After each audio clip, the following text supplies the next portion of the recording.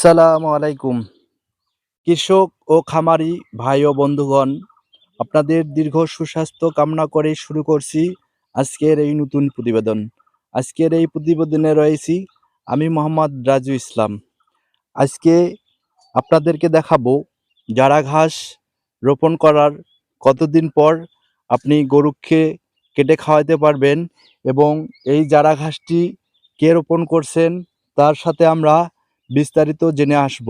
জারা ঘাস রোপণ করে কিভাবে, আর জারা ঘাস থেকে আপনার অন্যান্য ঘাসের তুলনায় জারা ঘাসের গ্রোথ কীরকম, এর ফলন কীরকম, সম্পূর্ণই আমরা জেনে আসব এই খামারির কাছে। চলেন দর্শক, আমরা দেরি না করে এই খামারির কাছে শুনে আসি।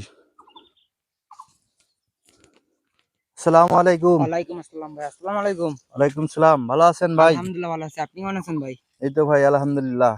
সর্বপ্রথম আপনার পরিচয়টা বলবেন। জি, আমার নাম হলো আরিফুল ইসলাম। আমি ছাত্র। আমি এবার ক্লাস 9 এ উঠছি। পড়ালেখার ফাঁকে ফাঁকে এই ঘাসের বিজনেস শুরু করছি। তো আপনি যে এই ঘাস চাষ করছেন ভাই, অন্য ঘাসও তো আছে, অন্য ঘাসের তুলনায় আপনি এই ঘাসে কিরকম আপনি বেনিফিট পাচ্ছেন? জি, এই ঘাসে অধিক ফলন ভাই।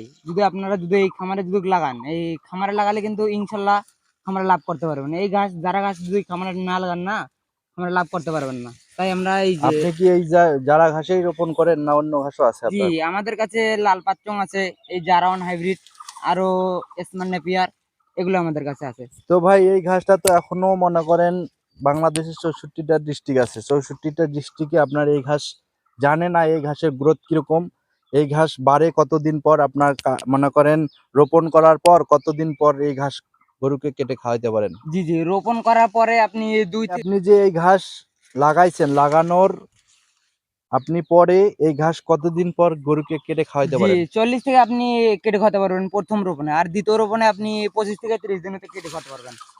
মানে এই ঘাস আপনি রোপণ করার পর 40 থেকে 45 দিনের ভিতরে আপনার 4 থেকে 5 ফিট হয়। জি জি জি। আর আপনি দ্বিতীয় যে যেমন মনে করেন দেখা যাচ্ছে যে নেপিয়ার ঘাস আছে, পাংচং ঘাস আছে, নেপিয়ার পাংচং না লাগাইয়ে আপনি জারা ঘাসের পিছনে কিভাবে আপনি জারা ঘাস কেন লাগাইছেন?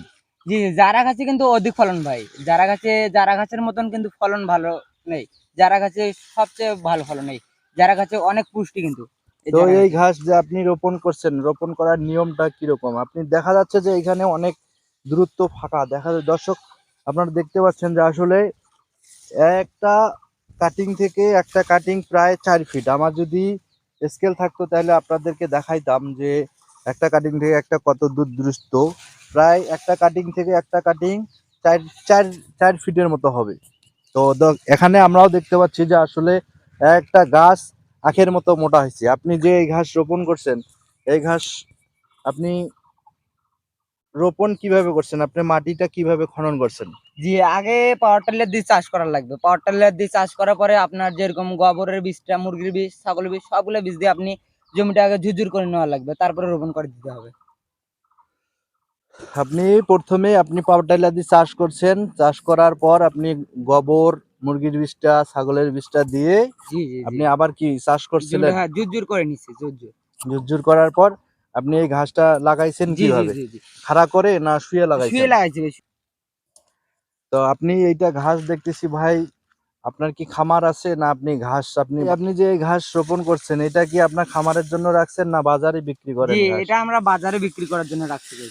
আপনার বাজারে কি বিক্রির গরু জন্য। আছে? জি জি, আমাদের গরু আছে, 4 টা গরু আছে, 2 টা বড় বড়। আর এই ঘাস আপনি বাজারে বিক্রি জি জি করতেছেন। জি। আপনার খামারের চাহিদা মিটিয়ে আপনি এখন বাজারে বিক্রি জি করছেন। জি জি। এইটা একটা ঝোপ থেকে আপনি কত টাকা এখন পাচ্ছেন ভাই? জি, একটা ঝোপ থেকে আমি পাচ্ছি 75 টাকা। একটা ঝোপ থেকে আমার পায় যে 4 টা বোঝা হয়।